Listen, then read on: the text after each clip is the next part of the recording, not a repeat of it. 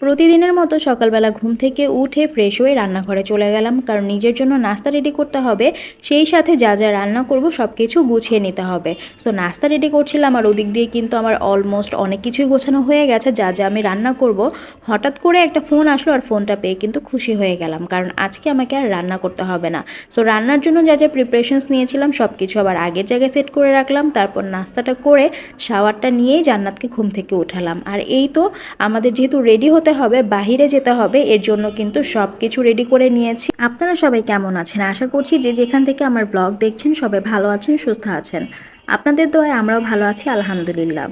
আর হ্যাঁ, ফোনটা এসেছিল আম্মু ফোন দিয়ে বলল যে আজকে দুপুরে আম্মুর বাসায় যেয়ে খাওয়া দাওয়া করতে। তারপর জান্নাতকেও ঘুম থেকে উঠালাম আর ও এরকম প্রেটেন্ড করছিল যে ওর এখনো ঘুম আছে চোখে, বাট সেটা কিন্তু মোটেও না। ও অনেক খুশি ছিল আর ও নানুর বাসার কথা শুনলে তো একদম হ্যাপি হয়ে যায়। ঘুম থেকে তুলেই যখন আমি বললাম চলো তাড়াতাড়ি উঠো, আজকে নানুর বাসায় যাব, নানু বলেছে দুপুরে যেয়ে খাওয়া দাওয়া করতে, ও কিন্তু একদম লাফ দিয়ে উঠে গেছে। আর উঠে কিন্তু অনেক এক্সাইটেড ছিল, অনেক খুশি ছিল, ইভেন নাস্তাটা পর্যন্ত করতে চাচ্ছিল না। তারপর আমরা রেডি টেডি হয়ে চলে আসলাম আম্মুর বাসায়। আর এই তো দেখতে পাচ্ছেন কত আয়োজন করে রেখেছে আম্মু, কত কিছু রেডি করে রেখেছে, ভর্তার আইটেম, মাছের আইটেম, আরও অনেক আইটেম করেছে আম্মু। তো অনেকগুলো আইটেম করেছে একা একা, আর রান্নাগুলো দেখতে যেমন সুন্দর হয়েছে খেতেও কিন্তু অসাধারণ হয়েছে। আর আম্মুর হাতের রান্নার যে কালারটা দেখলেই কিন্তু বোঝা যায় রান্নাটা যে কতটা মজা। তো এখানে ভর্তার আইটেম ছিল, এখানে বালাচাও ভর্তা ছিল, দেন হচ্ছে গিয়ে টাকি মাছের ভর্তা ছিল, ডাল ছিল, টক ছিল, কই মাছ ভুনা ছিল, তারপর হচ্ছে গিয়ে মুরগি ছিল, লাউ তরকারি ছিল, ডিম ভুনা ছিল, বাইম মাছ ভুনা ছিল। তো সব কিছুই কিন্তু খুবই মজা হয়েছিল, খুবই খুবই মজা হয়েছিল। আমি এখন ভয়েস দিচ্ছি, ভয়েস দিতে দিতে আমার মনে চাচ্ছে যে আবারও রান্নাগুলো খাই, কারণ ওই দিনের রান্নাগুলো আসলে অনেক মজা হয়েছিল। তো আমরা সবাই কিন্তু দুপুরে যেয়েই খাওয়া দাওয়া করতে বসে গিয়েছিলাম, কারণ যেহেতু লেট হয়েছিল একটু যেতে যেতে, তাই নানুও বসা ছিল, আন্টিও, সবাই না খেয়ে বসা ছিল, আমাদের জন্য ওয়েট করছিল। তাই আর দেরি করলাম না, যেয়েই কিন্তু খেতে বসে গিয়েছি।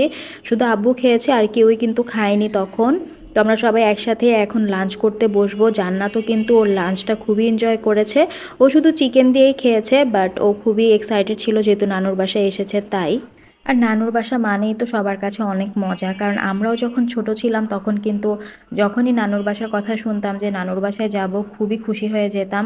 আর আমরা তো প্রত্যেক উইকে একবার হলেও নানুর বাসায় যেতামই। আর যেই উইকে আমরা না যেতাম, আমার বোন আর আমি তখন আম্মুকে শুধু বলতে থাকতাম বা নানুকে ফোন দিয়ে বলতাম তুমি একটু আম্মুকে ফোন দিয়ে বলো যে যাওয়ার জন্য, মানে এতটাই এক্সাইটেড থাকতাম। আর এখানে অরিন ঘুমাচ্ছে, কারণ ওর যেহেতু এক্সাম চলছিল। তো ওই দিন সকালবেলা ঘুম থেকে উঠে ও স্কুলে চলে গিয়েছিল অনেক সকালবেলা, তো এই জন্য খুবই টায়ার্ড ছিল বেচারি। তো এসেই দেখলাম যে ও গভীর ঘুমে আছে, তো ওকে আর ডাক দেয়নি কেউ। আমরা লাঞ্চটা কমপ্লিট করে ফেলেছিলাম এর মধ্যে। তারপর আমরা সবাই মিলে একটু বসে কোল্ড ড্রিঙ্কসটা খাচ্ছিলাম। আর দেখতে দেখতে কিন্তু এই বছরটাও শেষ হয়ে যাচ্ছে, ডিসেম্বর মাস এখন চলছে, ডিসেম্বরের পরেই তো আবার নেক্সট একটা ইয়ার শুরু হয়ে যাবে। আর এই ডিসেম্বর মাসে অনেকগুলো প্রোগ্রামই আছে সামনে কয়েকটাই। সো এগুলো নিয়ে আসলে আমরা কথা বলছিলাম। আর যেহেতু আম্মুর বাসায়ও সামনে একটা প্রোগ্রাম আছে, সো ওই প্রোগ্রামে আসলে কিভাবে কি করা হবে না হবে সেগুলো নিয়ে একটু কথা বলছিলাম। আর সামনে যা যা প্রোগ্রাম থাকবে বা যাই হবে সব কিছু তো আমি আপনাদের সাথে শেয়ার করব, যদি ভালো থাকি সুস্থ থাকি। তো এই তো আমার জান বাচ্চা এখানে আমাদের সাথে কথা বলছে, আর আমরা একটু চাপটি নিয়ে কথা বলছিলাম। মানে চাপটি আমি এর আগে কখনো ট্রাই করিনি। সো এর জন্য আসলে জান্নাতের বাবা বলছিল যে আমি নাকি ইউটিউব দেখে সব কিছু করে নিতে পারবো, যদি চাপটি নাও বানিয়ে থাকি, আমি যদি ইউটিউবে দেখি তাহলে আমি চাপটি বানাতে পারবো। এটা আমার বোনকে বলছিল, কারণ আমার বোন বলছিল যে আমি এর আগে কখনো চাপটি বানাইনি, পারবো কি না। তো এর জন্য আসলে আমার হাজব্যান্ড এটা বলছিল। আর হাজব্যান্ড যখন তার ওয়াইফের ব্যাপারে এভাবে প্রাউডলি কোনো কিছু বলে কনফিডেন্ট সহকারে, তখন কিন্তু খুব ভালোই লাগে। আর দেখতে দেখতে অলরেডি সন্ধ্যা হয়ে গেছে, আর এখন দিনটা তো এতই ছোট যে দুপুর থেকে কখন বিকেল হয়, বিকেল থেকে আবার কখন সন্ধ্যা হয়, মানে একটু বোঝাও যায় না। খেতে খেতেই দেখা যায় বিকেল হয়ে যায়, আবার একটু রেস্ট নিতে না নিতেই সন্ধ্যা হয়ে যায়। তো এখানে জান্নাতও আবার সব খেলনা বের করে খেলছিল। আর এই তো আমার আব্বু আব্বু আমাদের সাথে কথা বলছিল, আবার জিজ্ঞেস করছিল যে যেহেতু সন্ধ্যা হয়ে গেছে এখন আমরা কি খাবো, কি নাস্তা আনাবে।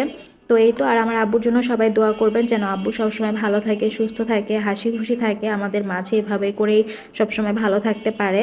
তো এখানে নানু আবার একটু ছিটরুটি আর হচ্ছে যে দুধ কদু বলে যেটাকে, তো এটা নিয়ে এসেছিল নানু নিজে বানিয়ে। তো আমি আবার একটু টেস্ট করছিলাম। নানু আসলে অসুস্থ, তাও অসুস্থ শরীর নিয়ে দেখা যায় যে এটা ওটা বানাতেই থাকে। কিছুদিন আগে আমার জন্য তেলের পিঠা বানিয়ে পাঠিয়েছিল, আবার আজকে অসুস্থ শরীর নিয়ে এসেছে, তারপরও এগুলো বানিয়ে নিয়ে এসেছে। আর খাবারগুলো কিন্তু খুবই মজা হয়েছে। নানুর হাতের কিন্তু এই আইটেমগুলো খুবই মজা হয়, জানে যে আম্মু এগুলো পছন্দ করে, বা আমিও যে তেলের পিঠা পছন্দ করি এটাও তার নলেজে থাকে। সো এই ব্যাপারগুলো কিন্তু খুবই ভালো লাগে। আর নানুর জন্য আপনারা সবাই দোয়া করবেন যেন নানু সুস্থ থাকে, ভালো থাকে। আর এই তো জান্নাত আর অরিন এখানে খেলছিল, ওরা ব্লগ বানাচ্ছিল। আর সন্ধ্যায় আমি একটু পেটিস আনিয়েছিলাম, যেহেতু পেটিসটা আমি খুব পছন্দ করি। আমার জান বাচ্চাও কিন্তু পেটিসটা খুব পছন্দ করে, তাই জান্নাত আর আমার জন্য পেটিস আনিয়েছে। আর এই পেটিসটা কিন্তু খুবই মজা ছিল, দেখতেই বোঝা যাচ্ছে কতটা ইয়াম্মি। তো এদিকে আবার নানু আর আন্টিরাও চলে যাচ্ছিল, তো বিদায় নিয়েছিল নানু আর আন্টি। আর আমার ছোট বোনও এর মধ্যে চলে গিয়েছিল। তো নানুদেরকে বিদায় দিয়ে এখানে আবার একটু বসে চা খাচ্ছিলাম, কারণ আমি বিকালে চা খাইনি। আম্মুকে বলেছিলাম সন্ধ্যায় নাস্তা করার পর চা দিতে একেবারে। তো এই তো চাটা এনজয় করছিলাম, আর আম্মুর হাতে চা তো অলওয়েজই বেস্ট। তারপর চলে গিয়েছিলাম একটু উপরে বড় চাচুর বাসায়। তো উপরে যে একটু কাজিনদের সাথে কথা বলছিলাম, চাচি আম্মুর সাথে কথা বলছিলাম, আর সেই সাথে সিনথি আমার কাজিন, ও আমাদের জন্য শর্মা এনেছিল, তো ওইটাও খাচ্ছিলাম। আর এই তো অরিও অরিও আমাদেরকে বসে বসে দেখছিল। আর আমার ব্লগটাও কিন্তু আজকে এই পর্যন্তই, ব্লগটা এখন শেষ করে দিব। ছোট্ট একটি ব্লগ ছিল আজকে, আশা করছি আপনাদের সবার ভালো লেগেছে। আল্লাহ হাফেজ।